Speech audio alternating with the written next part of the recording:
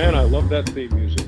Love hearing that theme music because it can mean only one thing. It's time for another episode of the Steam Room podcast, which is available wherever you get your podcasts. And we appreciate you being a loyal steamer and tuning in. Ernie Johnson here along with Charles Barkley. Chuck, how you feeling? Hey, man, it's so great to be back at work. Wait, does this technically work? Sort of, yeah. Okay. Oh, yeah. It qualifies. So last week was awesome because I had not seen Kenny and Shaq's face in like forever. Then I saw your mug, and now we get our ratings back because them two fools are off the air. So you got a first of all for us here on this episode? I want to give a shout out. I want to be redundant, man. I cannot thank the first responders and the nurses and the doctors enough. You know, you can thank them, but it's really not enough. I mean, because I cannot, like, they don't have the face mask. They don't have the gloves, but you see several of them have died through this situation. And I can never say thank you to them enough. You know, so I just want to, that's kind of my first of all. And also, I just want to talk about the effect that this thing is having on the Black community, because obviously there's a great disparity. And people always want to talk about black and white. It's really about economics. And it's having a huge effect upon the Black community. And when this thing is over, first of all, I'm not sure it's not ever going to be over. We're going to have to take a step back and look at how we can get better health care. We got to do a much better job of taking care of ourselves. We still got to work on, diabetes, obesity have been problems in the Black community for a long time. But with the way this virus is working and having a huge effect on the Black community, we really got to do a much better job of taking care of ourselves and also just find a way to get better health care. And we can't say systematic racism. We know systematic racism works. It's always been there, and it's always gonna be there.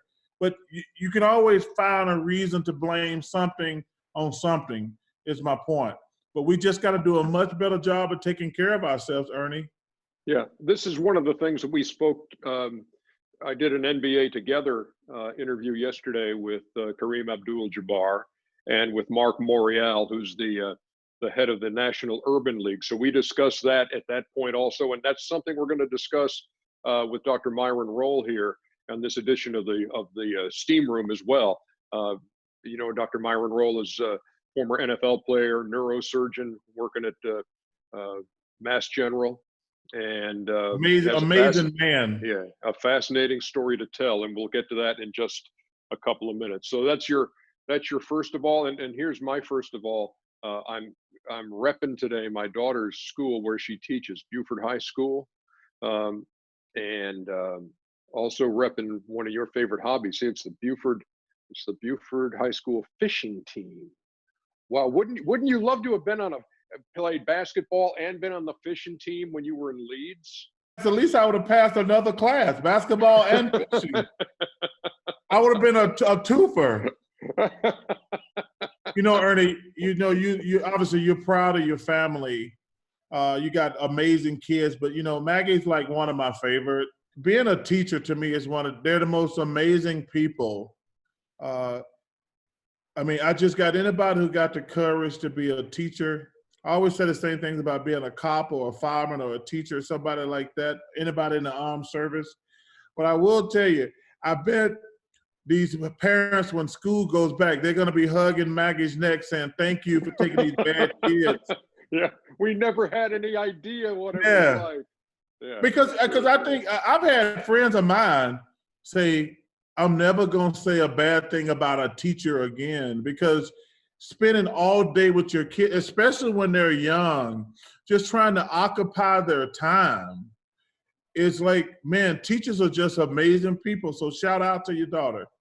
Thank you so much. I will pass that on to Maggie. Although she's also a loyal steamer, so I won't even have to tell her that Chuckster shouted her out. She will have heard it. If the Buford fishing team need, some guest speakers and take them go fishing with them, Chuck can do that. Yeah, exactly. And you wouldn't want to do that virtually. You'd want to be right there in the Oh boat. no, that's no You'd want- virtual. you'd That's want- no virtual. I want to do that in person.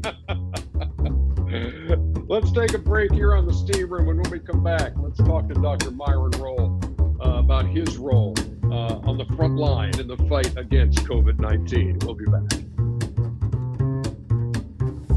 Back here on the Steam Room, Chuckster, we have a guest. This is somebody that you know personally. I don't know how well you know him. I know the guys have made acquaintance before. I think it was in the airport, right? Exactly correct. And all I said was, I don't even know if he remember. I said, man, I'm really proud of you. I love what you're doing. And obviously the rest is history. Dr. Myron Rolle, who I think we've seen, if you've been watching the coverage of the pandemic and you've seen his story told and retold, he's been interviewed many, many times on many shows. On the front lines, a guy who used to play in the NFL. Myron, let me ask you a question. Why don't you think more jocks take academics seriously? Yeah, good question. And first, thanks for having me on. Honor, definitely. And I remember that meeting that we had, and I do remember you telling me you're proud of me. At first, I was shocked that you even knew who I was, so that was really cool. I told my parents immediately, and they were excited too. But I think a lot of the reasons why academics aren't a priority, perhaps, for some student athletes is basically, several of these players come from situations and backgrounds where their quick means or mode to providing for their family, being the main breadwinner, is through sports, through this God-given talent that they have. And throughout their ascent in this career, they've been, sort of coddled and taught that, just focus on your craft and don't worry about anything else. Just kind of continue to be a great basketball player, football player, track star, whatever the case may be, and everything else will handle itself.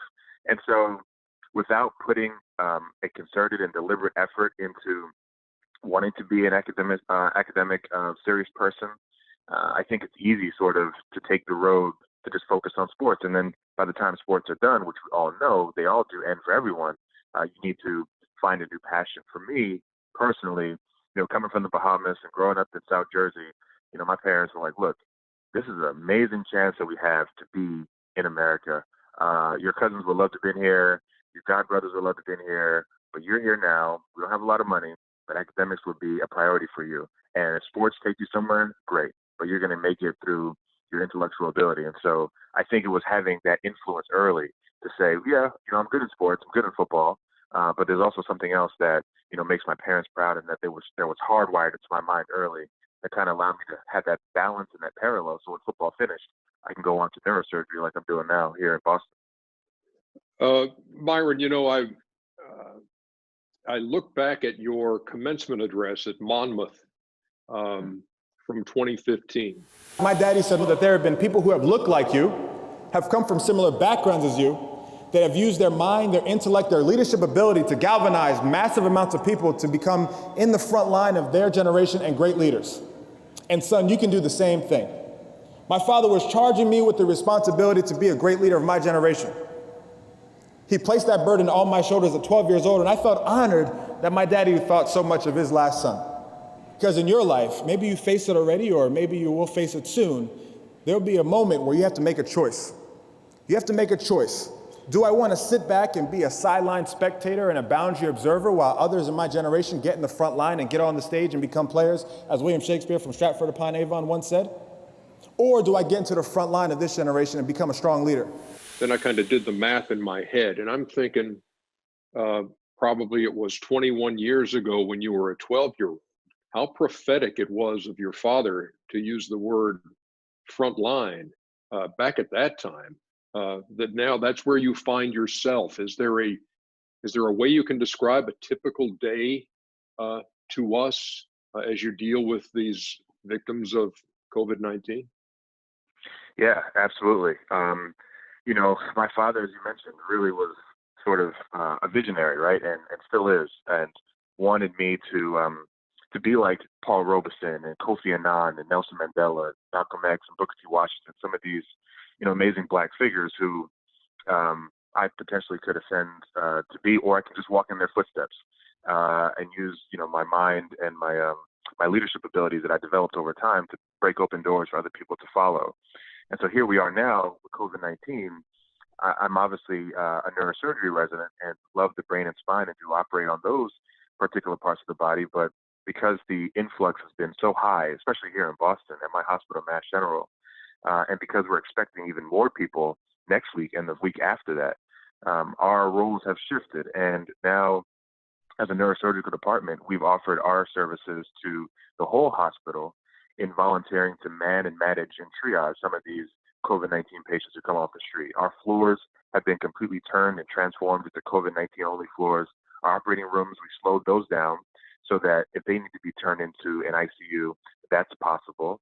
And also our neurosurgical clinic, our outpatient clinic, has now just been done virtually to kind of prevent people from coming into the hospital and potentially being a nidus for infection. So it is very different, very challenging at this moment. But as you mentioned, my father sort of put it on me that when there's moments of crisis or when there's times where you can step forward and do something positive for someone else, do it, regardless if you've had, the training to do it. Just have the willingness, do it with alacrity, and get it done. So that's been great for me.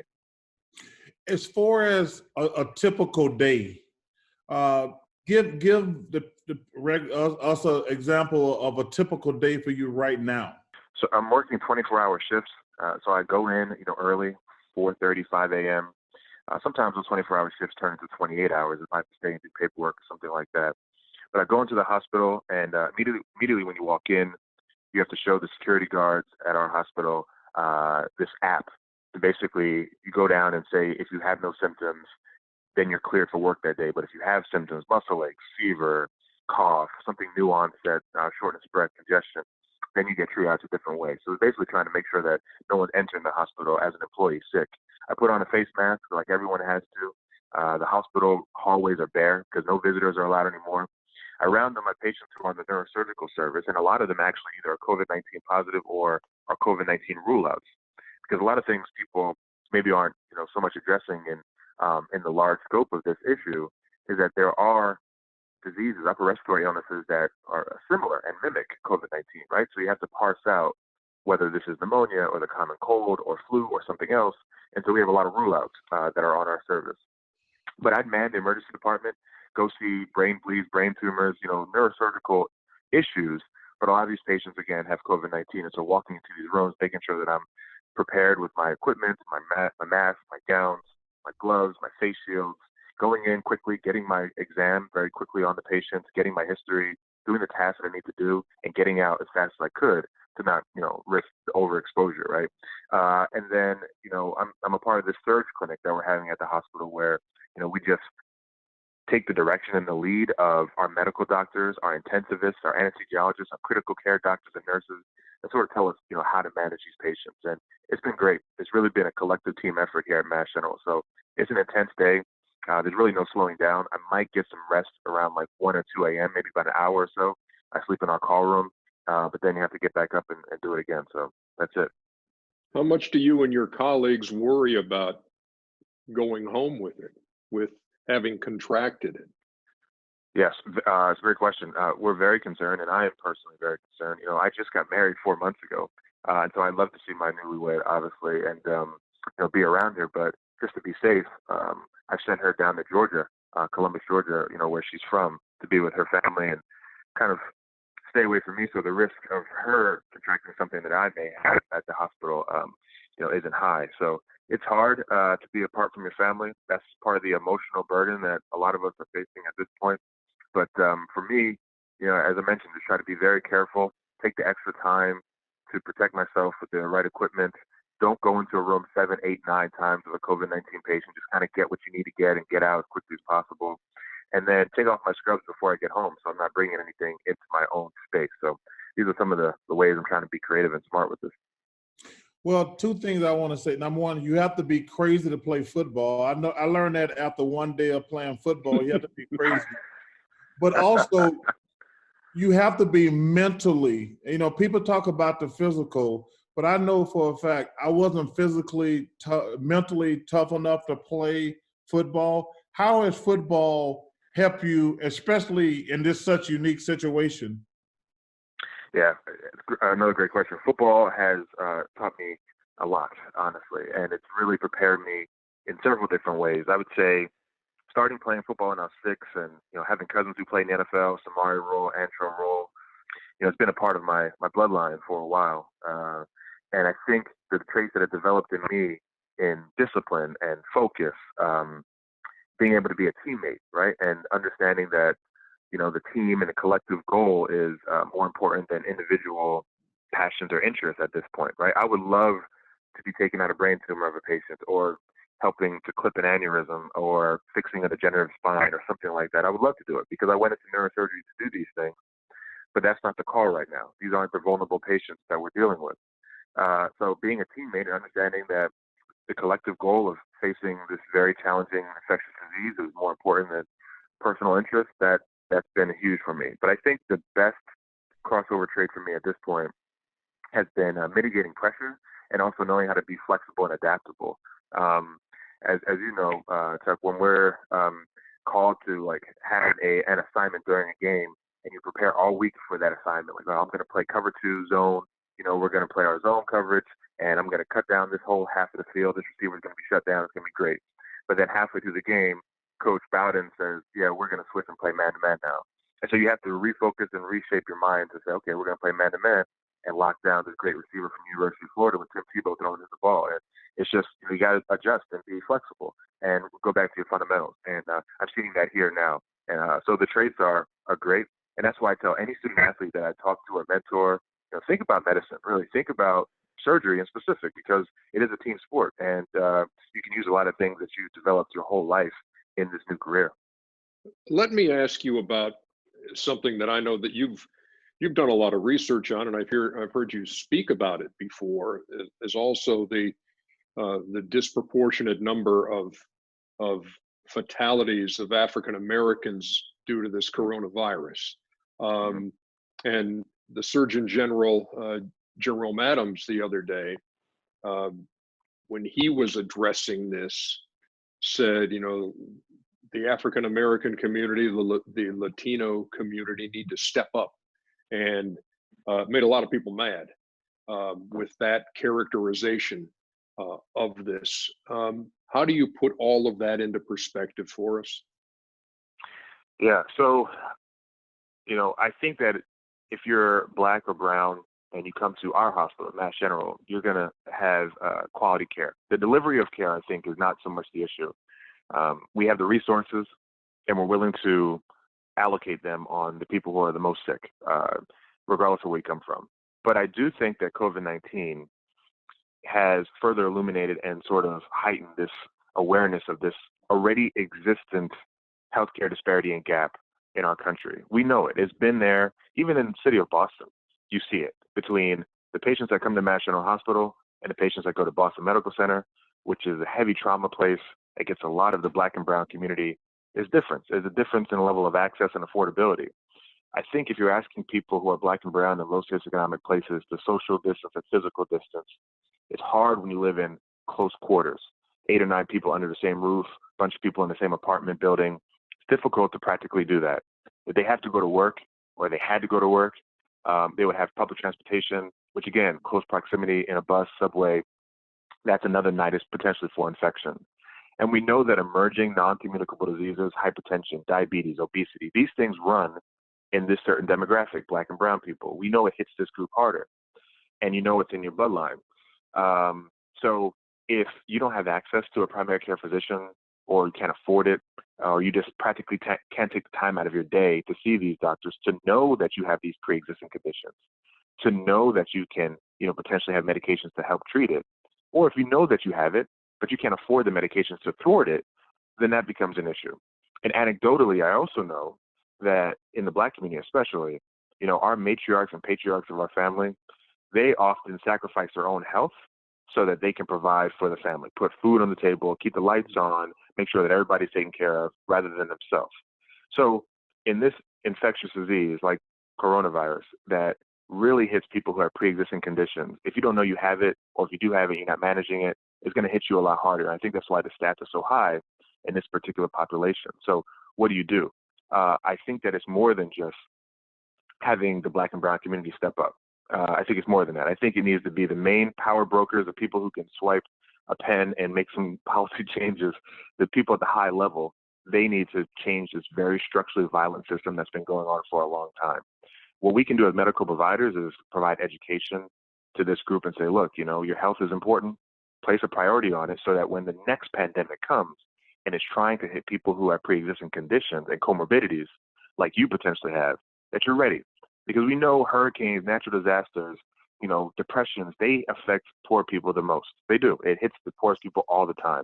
And if we know that's the case, we got to get out in front of this. But it takes multiple levels, a multifaceted approach, multidimensional approach to fix this issue. And I hope that now that we're seeing these numbers just being staggering, that we do a better job of it. We sit around and we talk about in the Black community, obviously diabetes, hypertension, obesity, systematic racism. We're already in a tough fight.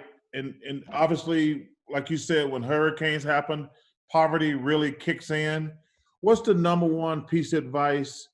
You did a little bit there. What advice would you give for the Black community going forward? Because even when this pandemic is over, it's still going to be financial ruin for a lot of people.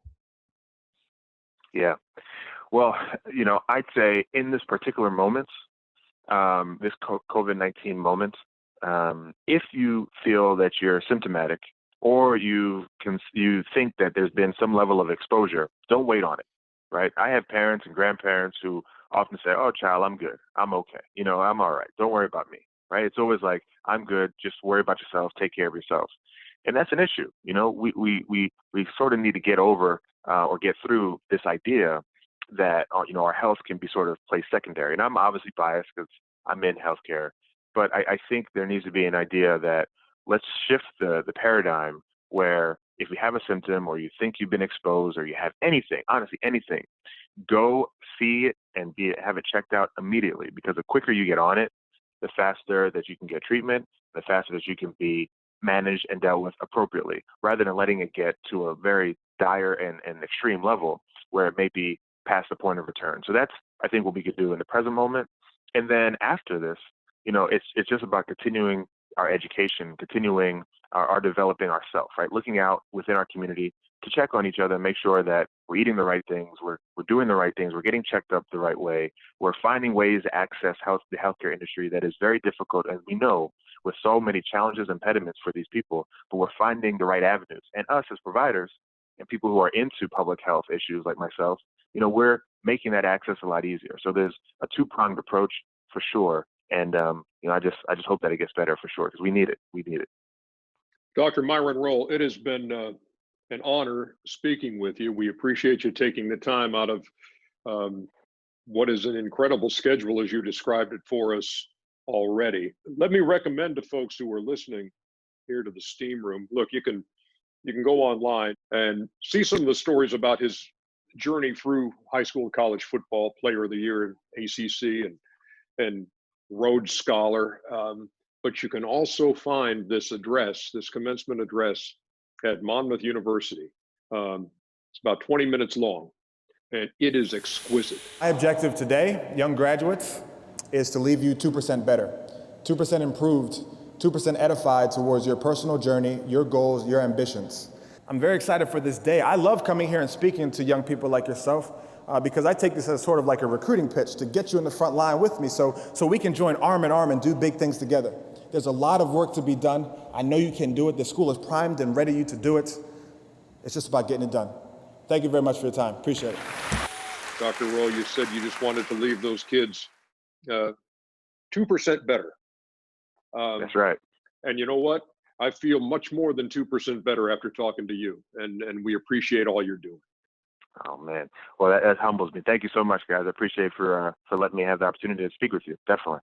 No, we honored to have you on the Steam Room. And listen, and I said earlier, man, you said you mentor young brothers. I wish you could get your hand on a lot of these young brothers, because I've been blessed to go to the NBA, and that's a blessing. But man, 99% of these kids never gonna step foot on the NFL field or the NBA, but they can be a doctor to me, that's amazing. And I wish we had more, especially young Black kids, following in your footsteps. Oh, thank you. Thank you. I appreciate that, Charles. I mean, that means a lot. Appreciate you guys. You're very welcome, my brother. Thank you. God bless you. All right. Thanks, guys. You are listening to The Steam Room, my favorite podcast, Charles' favorite podcast. Yes, yes. Pretty safe to say. I have a feeling I know what you're going to be doing Sunday night, about 9 o'clock Eastern time. I bet you're going to be in front of the set with a lot of sports fans watching that Michael Jordan thing we've heard so much about, The Last Dance, first couple episodes of a 10-part production. You looking forward to it? Yeah, I'm looking forward to it for two reasons. Number one, it's going to bring back some great memories for me because, not to talk about me, but I came into the league with Michael Jordan the exact same year. So our careers parallel each other. I mean, obviously he's a better player than me, but seeing all the old footage, I'm going to know all the guys in it. That's what's going to be funny to watch. Like it's going to, I can't wait to see some of the old guys that I'm going to see.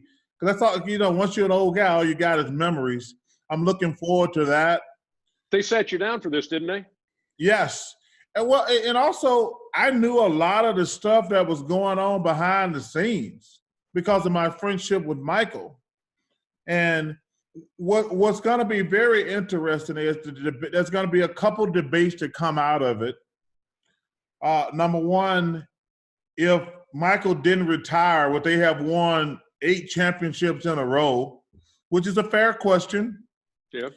And secondly, everybody else on the team other than Michael played like another 5 years at actually a pretty good level. So the question would be, could they, Jerry Krause broke up the team and fired everybody or traded everybody. It'd be interesting to see that team actually, I was very surprised that everybody, Scotty Rodman played 3 or 4 more years. Steve Kerr played another 5 years. How good that team, like Michael said it when he was on Good Morning America, like I was pissed because we wanted somebody to take the championship from us. And I thought that was a very fair, legitimate point. Yeah. Do you think you're going to learn anything you didn't already know? No, I'm pretty sure I knew that Michael hated Jerry Krause. But what are you most looking forward to then? If you know all the stories, what's going to keep you hooked? Well, just to learn more about the other guys. Like I don't know Scottie Pippen that well. I want to know what was going on behind the scenes with him. Obviously, there's going to be a lot of great Dennis Rodman stuff. I did not know. Think about it. I didn't know until I saw the trailer that Phil Jackson actually called that season when he was giving out the playbook, The Last Dance. Yeah. All this stuff obviously is going to come together and we're going to know a lot of stuff. But the animosity behind the scenes about ego, like who's getting credit and things like that, clearly these guys did not like each other. I mean, it's amazing to me that guys who won 6 championships couldn't be like, yo, man, we did this thing together. Let's ride it out. Instead of saying, let me just burn down the house. Like, to me, that's just stupid. Like, wait, you guys won 6 championships. You're in the conversation as the greatest basketball team ever. Either one of the 3 peats, and you just gonna break up because you don't like each other. I want to know more why they didn't like each other. I can't wait to see that aspect of it. Shoot, Chuck, you've been on enough teams to know that it's no requirement, and it's darn near impossible to have 1 through 12 or 1 through 15 all loving each other. There are going to be some clicks. There're going to be some head button that you just can't get around. It's very rare that you get a whole team that's, they're really cohesive and everybody's, sunshine and balloons. Yeah, I totally agree with that. But do you think that if you're able, number one, it's hard enough to win 1 championship. I know that personally because I didn't win any. But if you win 2 or 3 championships, like you can at least tolerate each other enough because the one thing I know about this documentary, Michael Jordan is other than Tiger Woods, they're the most charismatic athletes I've ever been around. When I was around Michael, I've never seen people behave like they have around him. And when I was with Tiger in his heyday, I've never seen people respond like that. And I've been around a lot of great players in all sports, but Michael and Tiger are the two athletes I've ever been around who people flat out lose their damn mind. So when me and Michael were hanging out when he was playing baseball, we would go out. He played in Arizona. So we would play golf and hang out quite a bit. And we would go out. We'd have to rope off an area, Ernie. And there would be 20 or 30 people just staring at him play pool. Other than Tiger in his heyday, and like I say, I've been around the great Wayne Gretzky, Mario Lemieux, Willie Mays, guys like that. People, Michael and Tiger are the only two athletes I've ever been around that people absolutely lose their mind. Yeah, but I can appreciate you saying that, but Chuckster, you get a lot of that yourself. Yeah, I've seen you in the airport and you're trying to hide with a fishing hat. And people, hey, that looks like Charles Barkley in a fishing hat. And then you're taking pictures and you're doing everything else. And they'll just sit there and watch you drink a Diet Coke, and take pictures of it. But that goes with your territory, I reckon. It goes with the territory, but I tell people, man, the closest I've came to feeling like that was when I was with the Dream Team, where people were flat out losing their mind. But even when I was with the Dream Team, like they'd see me, they give a little polite applause or Karl Malone. They see Magic and Bird, they give like a louder cheer. But when Michael came through, they took it to a whole nother level. Going to be fun to watch. And I'll be doing what you're doing on Sunday night too. I'll be checking that out at 9:00 Eastern time. It's almost that time where we welcome the legendary producer of Inside the NBA. That would be Tim Kiley. His segment is coming your way next. Words have changed during the quarantine. Now we use the word legendary for anybody. This ranks up with one of my favorite segments of the show every week. It's got to be top 5 in this 5-segment show. Tim Kiley, longtime producer of Inside the NBA, always bringing us up to speed, Chuckster, on things that are happening, sometimes sports stories, sometimes news stories. He scours the social media to see what people are doing. It's a very valuable role he serves.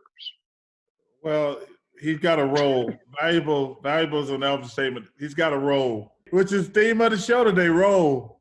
Yeah, exactly. Oh, that's very good. I saw what you did there, Chuckster. I wanted to congratulate both you guys. You mentioned this earlier, but this is the 13th. So I'm going to put my Marino hat on, Chuck. Oh, my God. Oh, man. Another has nothing to do with congratulating us on 13 episodes. It's just another way to weasel Dan Marino into the show. Hey, let me take a wild guess. You went to Columbia, too.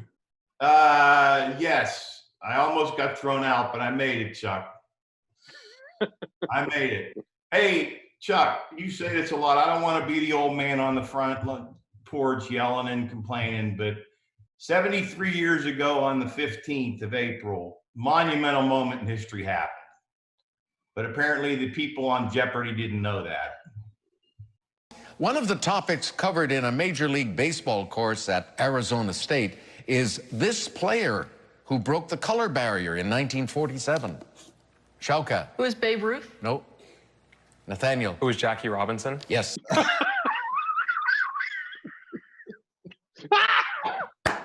God. Wait. Babe Ruth? Hey, that was awesome. So we just celebrated that day again. And here, this is why on my work bag, I've always, since I was doing a game on TBS one year when it was Jackie Robinson Day and everybody was wearing 42 and they gave us a patch. And I've kept that on here. And people say, hey, where'd you get the Jackie Robinson bag? I said, it's just the patch, which turns it into a Jackie Robinson bag. But yeah, awesome. Did your dad pitch against him, Ernie? My dad played against Jackie Robinson, and and did okay against him. But the best thing is, and Jackie racked up a few hits off my dad too. But my dad just talked about him being just his drive, and he said the way he ran the bases, he hadn't seen anybody do it like that, with the spikes digging in and it just huffing and puffing and all out. And he did say he had a good sense of humor, because my dad was at the plate one day, and back in those days, relief pitchers would hit every now and then. And so my dad's at the plate, and Jackie's at first base, playing first base. And my dad took a big cut and swung and missed. And Jackie and my dad, he had kind of this high pitched voice, and he's like, "Pretty good stick up there." And my dad looked out at first, and Jackie was just laughing as he said it. So yeah, I mean, those kind of memories, those kind of stories are just priceless. Man, we're so lucky and blessed that those guys open doors up for guys like myself and Shaq and Kenny to be able to play pro sports. And hopefully we can make them proud. Anytime I get to mention the great Hank Aaron and Willie Mays, and don't ever want to leave those guys out, and Bill Russell and Jim Brown and Kareem and everybody. Ernie, when I talked to you the other day when you're getting ready to interview Kareem, who's just an amazing man, like, man, I can never thank those older black guys enough, because it's hard enough to play sports.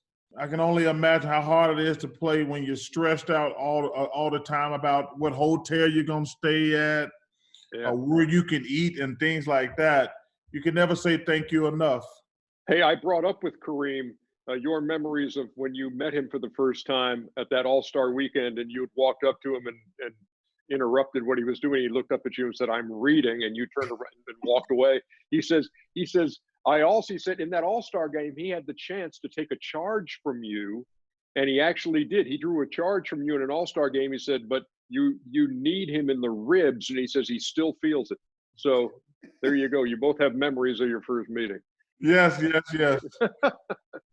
So Chuck, you've been hearing a lot about all these challenges, right?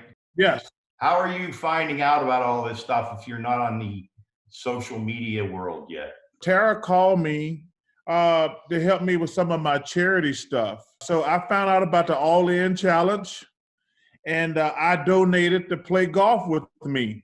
Yeah, the All In Challenge, Michael Rubin, co-owner of the Sixers, is spearheading a fundraising effort in which athletes and celebrities can auction off incredible experiences to benefit multiple charities working towards the coronavirus relief effort.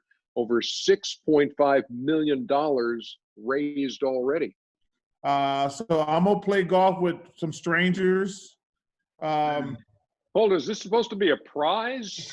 Say, that's the prize? What's second place? 2 rounds of golf. No, they get to meet Shaq. I know. I saw some of the prizes. You get to play golf with Peyton Manning is one. I think you get to play golf with Tom Brady. I mean, it's some really good things. I actually might bid on some things. Chuckster, people would love to do that. To spend 18 holes with you would be, and I can speak from experience having from the first year when I won the Black Masters, that there was nothing like that day. And for folks who love golf and love Chuckster, that would be just a beautiful day of golf to hang out with you. Well, we know if they play golf with me, there's going to be plenty of cigars smoked, and there's going to be plenty of beers drank, and we're going to have a great time and raise a lot of money for charity. Hey, man, there's so many people doing some amazing things out there. I just want to give a shout out to obviously watching television, I see a lot of these professional athletes are doing some amazing things. So we're so lucky and blessed in our life. We get way too much glory. We should be going to these first responders and these doctors and nurses. But I just want to give a shout out to any jock out there who's trying to make a difference, because it makes a difference. I saw Steph call all the nurses. Yeah, which was really cool. Hey, Shelly.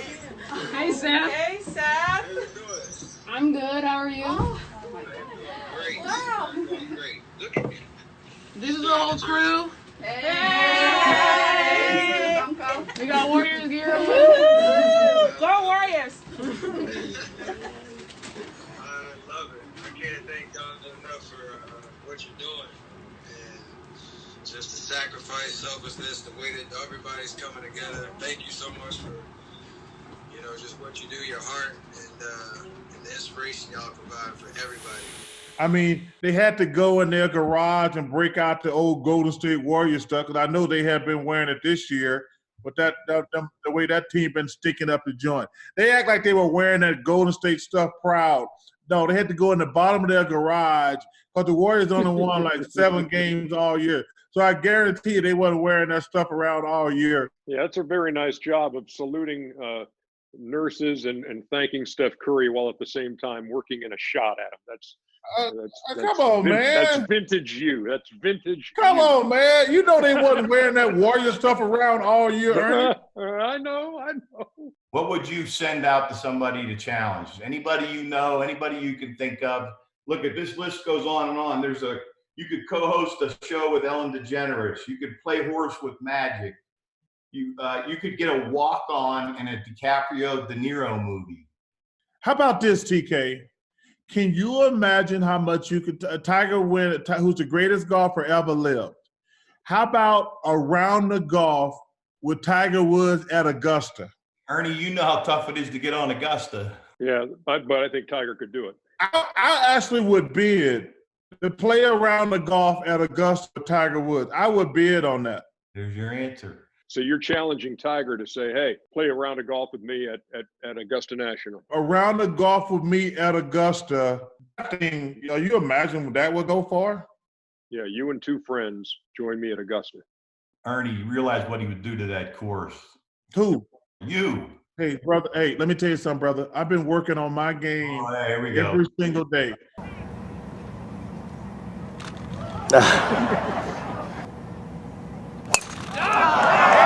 One-handed shot.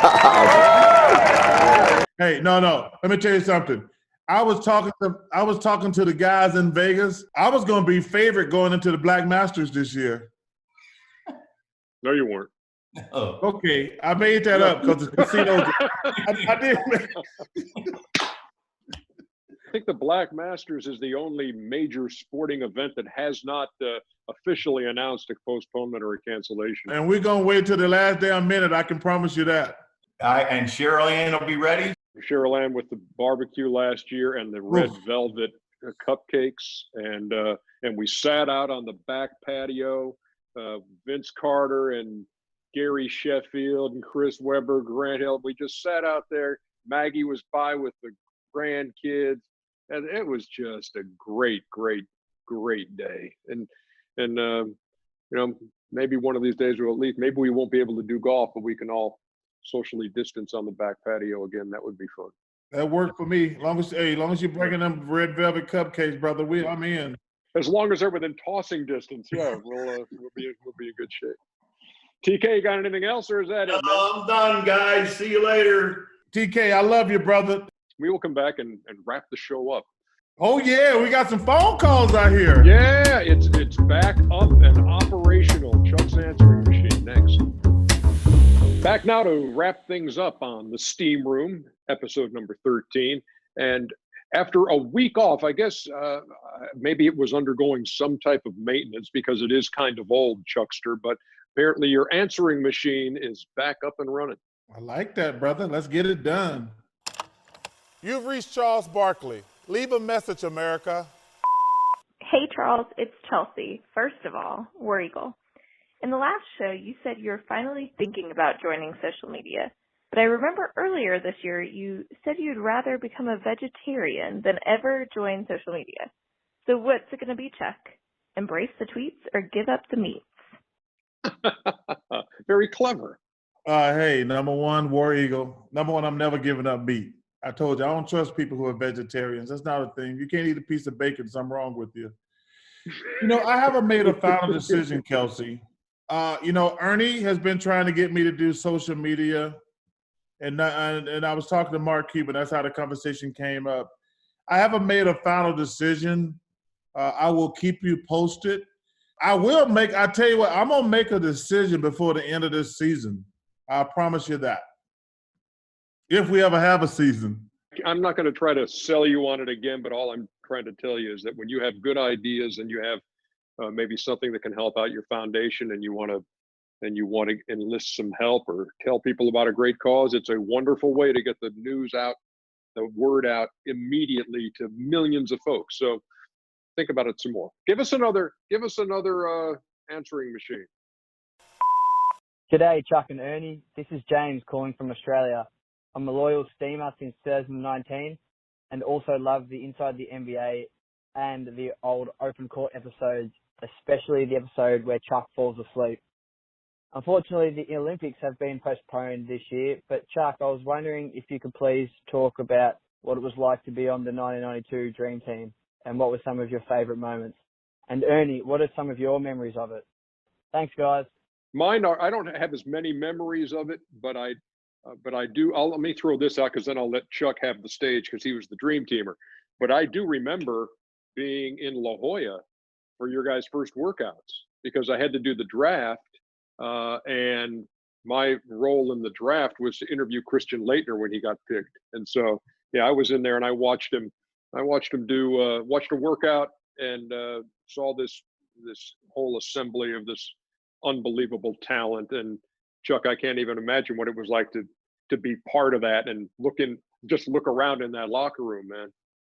Yeah, Ernie, I tell people it's the coolest experience of my life. Number one, the Olympics are the greatest sporting event in the world.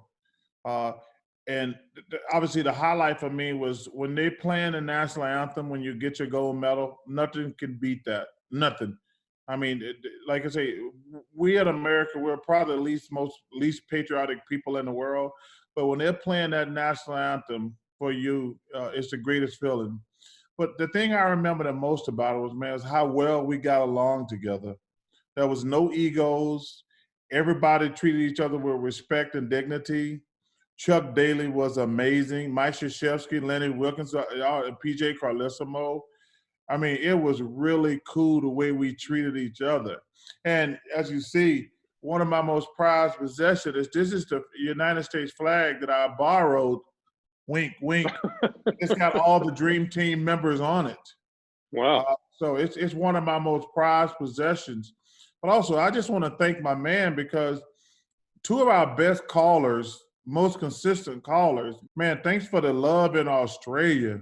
We can't thank you enough for being loyal Steamers. Yeah, I mean, we should point out and we're trying to catch his name on those answering machine calls. It's either Steph or Sev or something like that. He's the guy who called us about the bushfires at one point and how to get the word out. And we did get your latest message, and it probably wasn't totally appropriate for air on the Steam Room. But we loved it. We both loved it. I'll tell you that. We loved it. 8 rings is good, brother. Yes. So you know who you are. That's a great idea. But that's it. Chuckster, great talking to you again. It's always good to see you. Under these new circumstances, the way we're doing business, it's like, I look forward to this, man. Hey, I'm glad we're back with the Steam Room.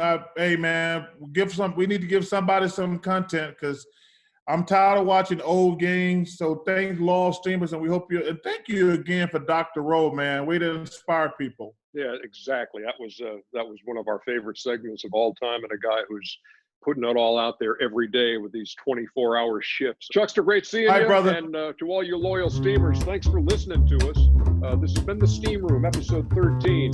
Tell your friends we need some more loyal Steamers. We still got room.